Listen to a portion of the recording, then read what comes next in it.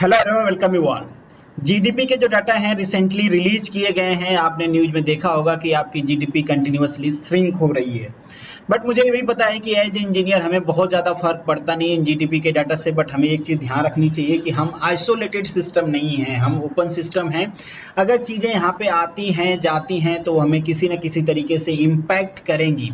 तो यहाँ पे बेसिकली इंजीनियरिंग बैकग्राउंड के हिसाब से हम डिस्कस करेंगे कि ये जो जीडीपी के डाटा हैं, क्या हमें इससे डरना चाहिए, क्या हमें इसके बारे में सोचना चाहिए, और ये हमारे लाइफ को किस तरीके से हिट करेंगे। जो एम्प्लॉयमेंट है, बेसिकली इंजीनियरिंग के एम्प्लॉयमेंट है, उसको ये किस तरीके से हिट करेंगे और एक जनरल लाइफ को किस तरीके से हिट करेंगे। तो इस चीज को हम समझने की कोशिश करेंगे। सबसे पहले जानते हैं कि अभी जो डाटा रिलीज हुआ है, इसको रिलीज कौन करता है। तो इसको रिलीज करता है एनएसओ, जिसका फुल फॉर्म है नेशनल स्टैटिक ऑफिस। और ये एक गवर्नमेंट ऑर्गेनाइजेशन है। बेसिकली ये अंडर में आती है ministry of static and programme implementation, मतलब एमओएसपी के अंडर। तो इन्होंने रिसेंटली डाटा रिलीज किया है। और यहाँ पे जो जीडीपी है हमारी, या फिर यहाँ पे लिखा हुआ है जीवीए, अभी आपको मैं बता दूंगा ये दोनों होते क्या हैं। यहाँ पे बेसिकली जो हमारी ग्रोथ है वो नेगेटिव में है, एंड दैट इज 23.9, -23.9 जीडीपी का है। अब यहाँ पे दो टर्म है, थोड़ा सा मैं आपको समझा देता हूँ ये दोनों हैं क्या। एक है जीवीए, दूसरा है जीडीपी। जीवीए की मीनिंग होती है ग्रॉस वैल्यू एडेड, और इसकी मीनिंग होती है ग्रॉस डोमेस्टिक प्रोडक्ट। अब सपोज कर लीजिए कि ये कोई आदमी है, ये इसके 3 बच्चे हैं, और ये तीनों बच्चे कुछ न कुछ जॉब करते हैं, कुछ न कुछ कमाते हैं। तो ये क्या करेंगे, ये इनके पिताजी हैं और इनको ये कुछ न कुछ कंट्रीब्यूट करते हैं, कुछ पैसे देते हैं। तो इसे हम कहते हैं ग्रॉस वैल्यू एडेड, मतलब इनके पिताजी के इनकम में कुछ न कुछ चेंज हुआ होगा। उसी तरीके से हमारा जो देश है, इसके बहुत सारे बेटे हैं। यहाँ पे कुछ बेटों के नाम मेंशन किए गए हैं। तो ये बेटे जब कमाते हैं तो अपने पिताजी को, मतलब हमारे देश को, कुछ न कुछ देते हैं। अब सपोज कर लीजिए कि इन बेटों की नौकरी चली जाती है, अब इनके पास खुद ही पैसा नहीं रहेगा, तो ये पिताजी को कहां से देंगे। तो वही चीज यहाँ पे हुआ है। यहाँ पे स्लो डाउन आ गया है ड्यू टू द लॉकडाउन और कोरोना वायरस। हम ये भी देखेंगे कि कोरोना से पहले हमारी स्थिति क्या थी। तो अभी की हम बात कर रहे हैं तो कोरोना की वजह से यहाँ पे लॉकडाउन था, और लॉकडाउन की वजह से सपोज कर लीजिए कि ये जो सेक्टर हैं ये डिप्रेशन में चले गए, और ये जीएवी में हमारे कमी आ गई। मतलब गवर्नमेंट को अब ये कैसे देंगे, टैक्स नहीं देंगे तो गवर्नमेंट के पास टैक्स कलेक्शन नहीं होगा, पैसा नहीं होगा। तो इसे हम कहते हैं जीवीए। अब बहुत जगह आपने देखा होगा जीडीपी। जीडीपी बेसिकली यहाँ पे कंजम्पशन से रिलेट करती है, एक्सपेंडिचर से रिलेट करती है। अब ये जो है भाई साहब, इनके पास पैसा आ रहा है तो ये क्या करेंगे, कुछ चीजें खरीदेंगे, अपने बेटों के लिए कुछ बनाएंगे, और भी कुछ करेंगे, कुछ परचेज करेंगे। इनकी वजह से डिमांड बढ़ेगी, और यहाँ पे जो बेटे कमा रहे हैं ये भी कुछ इकोनॉमिकल एक्टिविटीज करेंगे, कुछ चीजें परचेज करेंगे।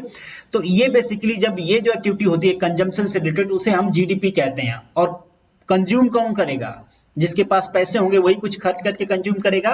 तो ये बेसिकली जीडीपी के पावर को दिखाता है। और ये जीवीए क्या होता है ये भी मैंने आपको बता दिया। तो दोनों यहाँ पे श्रिंक हुए हैं। क्यों श्रिंक हुए हैं भाई, दोनों एक दूसरे के कंप्लीमेंट्री हैं। ये घटेगा तो दूसरा भी ऑटोमेटिकली घटेगा ही। तो यहाँ पे डाटा आया है, ये जो डाटा है बेसिकली अप्रैल और जून का है, क्वार्टरली डाटा आता है। और ये है फर्स्ट क्वार्टर, Q1 लिखा है फर्स्ट क्वार्टर। फर्स्ट क्वार्टर में आप देख सकते हो कि except then the agriculture sector, ये जो पूरी एग्रीकल्चर के अलावा, एग्रीकल्चर में थोड़ी सी ग्रोथ हुई है 0.5% की। इसके अलावा देखो आप सब में, वो माइनिंग हो, मैन्युफैक्चरिंग हो, इलेक्ट्रिक हो, जो भी सर्विस सेक्टर हो, फाइनेंस सेक्टर हो, ब्रॉडकास्टिंग हो, सब में स्लो डाउन आया है। सबकी ग्रोथ कैसी है, नेगेटिव है। अब यहाँ पे दो सेक्टर को आप ध्यान से देखो जो बेसिकली इंजीनियरिंग को एम्प्लॉयमेंट प्रोवाइड कराते हैं। एक तो है मैन्युफैक्चरिंग सेक्टर, जो सबसे ज्यादा एम्प्लॉयमेंट देता है इंजीनियर्स को, चाहे वो किसी भी स्ट्रीम के इंजीनियर हो, सबसे ज्यादा एम्प्लॉयमेंट मिलता है उनको मैन्युफैक्चरिंग सेक्टर में। और यहाँ पे दूसरा सेक्टर है कंस्ट्रक्शन, ये भी काफी जॉब देता है इंजीनियरिंग को। अगर हम बेसिकली बात कर लें तो सिविल इंजीनियर को, मोस्टली यहाँ पे सिविल इंजीनियर्स को जॉब मिलती है। इसके अलावा भी मिलती है मैकेनिकल, इलेक्ट्रिकल, बाकी सबको भी मिलती है, बट सिविल को मेजर कंट्रीब्यूशन रहता है यहाँ पे। अब ये दोनों सेक्टर देखो सबसे ज्यादा हिट किया है। कंस्ट्रक्शन हमारा -15 में है, -50 में है, और ये -40 में। आप सोच के देखो कि अगर इनको जीरो पे आना है, ग्रोथ तो छोड़ो आप, अगर इनको जीरो पे आना है तो इनको -14 पहले -40 ग्रो करना पड़ेगा, कंस्ट्रक्शन को -50 ग्रो करना पड़ेगा। और ये ऐसे सेक्टर हैं जिन्होंने इंजीनियरिंग को जॉब दिए हुए हैं। अब ये एग्जांपल आप देख सकते हो कि आपके आसपास बहुत सारे लोग होंगे मैन्युफैक्चरिंग सेक्टर में जो जॉब कर रहे होंगे, या तो उनकी जॉब चली गई होगी या तो उनकी सैलरी कट की गई होगी। अगर कुछ लोगों ने अपनी जॉब बचा लिया है तो वो कब तक सस्टेन करेंगे, मतलब कंपनी कब तक उनको रखेगी, इसका भी कोई भरोसा नहीं है। आगे हम डिस्कस करेंगे कि ये जॉब क्यों जा सकती है या फिर बच जाएगी तो क्यों, इसको कैसे हम इसको बचा सकते हैं। वो दो वर्ड होते हैं इन्फ्लेशन एंड डिफ्लेशन, उस हिसाब से हम डिस्कस करेंगे कि किस तरीके से जॉब को हम बचा सकते हैं या फिर हम नहीं बचा पाएंगे। और यहाँ पे एक डाटा और है, इसके बारे में मैं आपको बता देता हूं। ये टोटल आप देख रहे हो, ये हमारा जीवीए है, जिसको मैंने आपको बताया था ग्रॉस वैल्यू एडेड की, मतलब ये पूरे सेक्टर मिलके कितना हमारे गवर्नमेंट में या फिर हमारे देश के इंप्रूवमेंट में कितनी मदद करते थे, कितनी वैल्यू ऐड करते थे। तो अपने देश की वैल्यू की हम बात करें तो 2018-19 में ये कुछ 31,57,000 करोड़ रुपीज के आसपास था। ये इंक्रीज हो गया आपके 2019-20 में, और 2021 में ये डिक्रीज हो गया है करीब करीब, यहाँ पे देख सकते हो 8 लाख करोड़ रुपीज का डिप्रेशन आया है हमारे एसेट में कह सकते हो, या फिर हमारे देश के वैल्यू में। अब आगे डिस्कस करते हैं कि क्या ये जो डिक्रीज है, जैसे कि हमने कहा कि ये एक क्वार्टर का है और ये अप्रैल से लेके जून तक का है, तो क्या इससे पहले हम अच्छा ग्रो कर रहे थे, क्या इससे पहले कोई प्रॉब्लम नहीं था?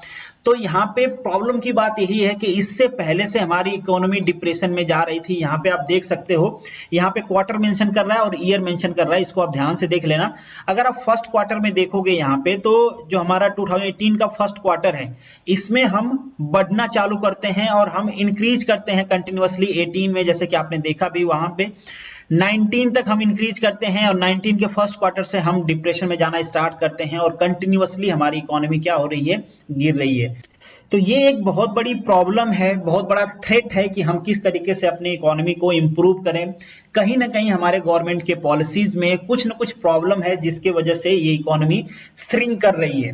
अब आगे बढ़ते हैं और ये समझते हैं कि हमारे लाइफ पे बेसिकली जनरल वे में अगर हम बात करें तो कैसे इंपैक्ट होगा। जॉब की हमने बात कर लिया कि अभी तो जो जॉब है आपकी कट होगी, डेफिनेटली कट होगी, उसको इंप्रूव किया जा सकता है। तो कैसे किया जा सकता है, या फिर इंप्रूव होगी या नहीं होगी इन फ्यूचर।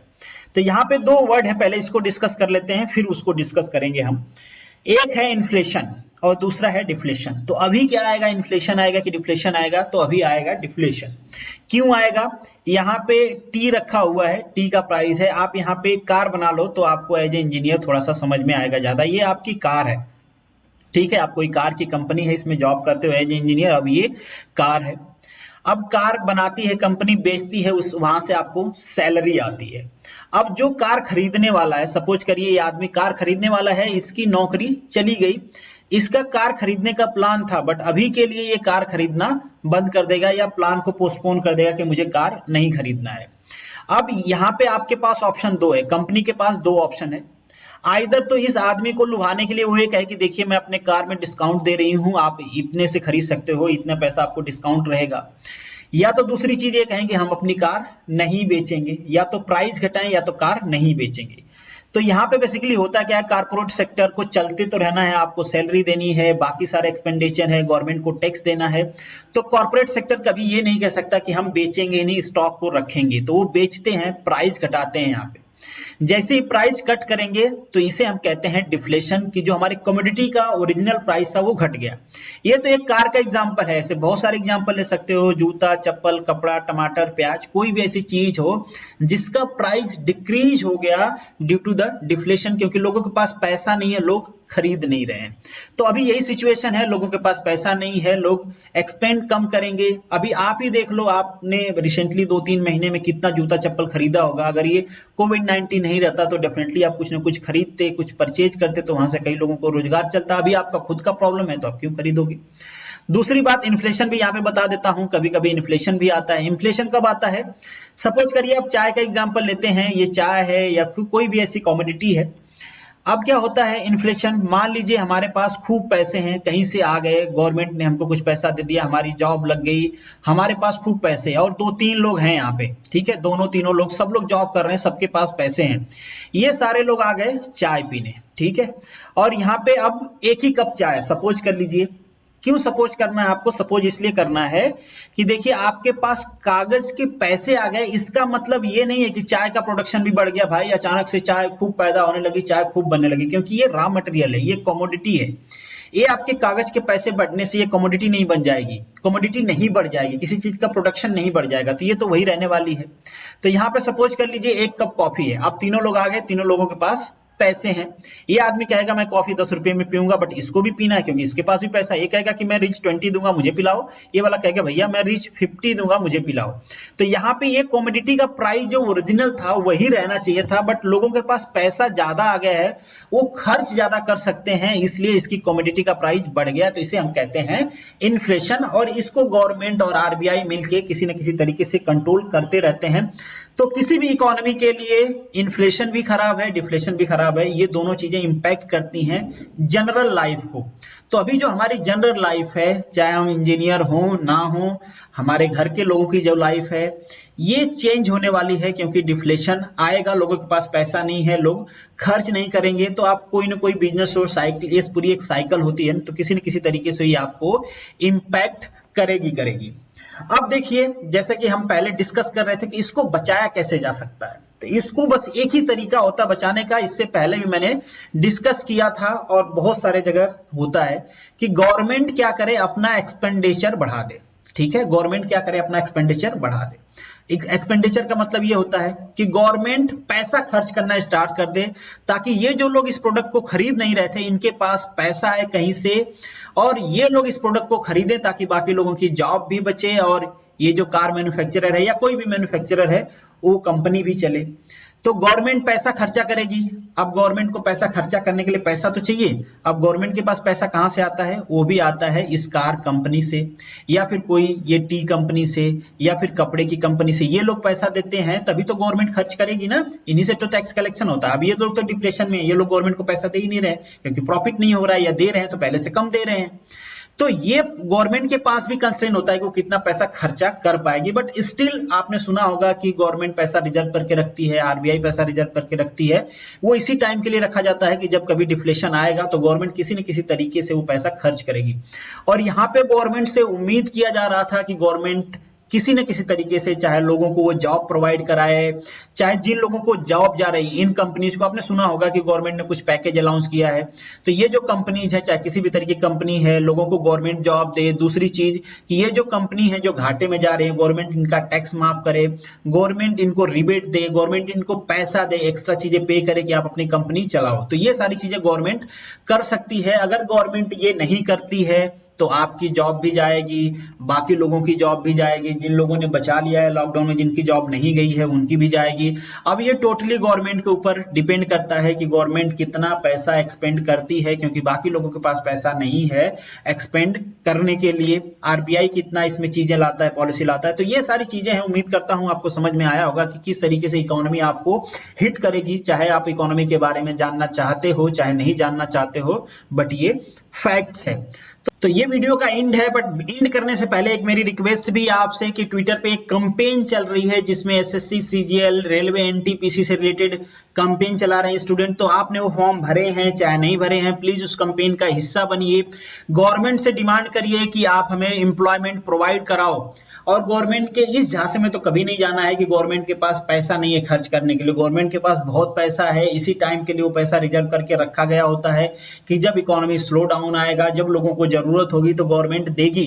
मतलब आप सोच के देखो कि आपने अपने बाप को कमा के दिया जब आप कमा रहे थे, और आपका ये बाप है जैसे कि सरकार है, और ये जब आपको जरूरत है, आपकी नौकरी चलेगी, आप अपने पिताजी से कह रहे हो कि मुझे पैसा दो, और ये पिताजी कह रहे हैं कि हम नहीं देंगे, तो ये इसे क्या कहते हैं? इसे ढीठपना कहते हैं। डेफिनेटली हमें गवर्नमेंट से ये डिमांड करनी चाहिए कि आप हमें जॉब दो, क्योंकि हम जब कमा रहे थे तो हमने पैसे दिए थे आपको, अब हमें जरूरत है तो आप हमें दीजिए, किसी भी सेंस में दीजिए, मगर हमको पैसे चाहिए। तो आप उस कैंपेन का हिस्सा बनिए और उसको प्रमोट करते रहिए। अपने लोकल लेवल पे भी अगर आपके स्टेट में कोई प्रॉब्लम है तो उसके लिए भी आप ट्वीट करें, मुझसे कहें, मैं भी ट्वीट करूंगा, आप भी करो। जैसे आप में से बहुत सारे लोग जीपीएससी, बीपीएससी के हैं, वेस्ट बंगाल के हैं, आप अपने स्टेट से रिलेटेड ट्वीट करिए, मैं भी उसमें पार्टिसिपेट करूंगा, मैं भी ट्वीट करूंगा। जितनी मेरी रीच आउट है मैं सबसे कहूंगा कि आप लोग ट्वीट करो और एक यूनिटी के साथ आगे बढ़ो और आप गवर्नमेंट को मजबूर कर सकते हो कि आपके बारे में सोचा जाए, अदरवाइज आप भी गवर्नमेंट के बारे में नहीं सोचोगे।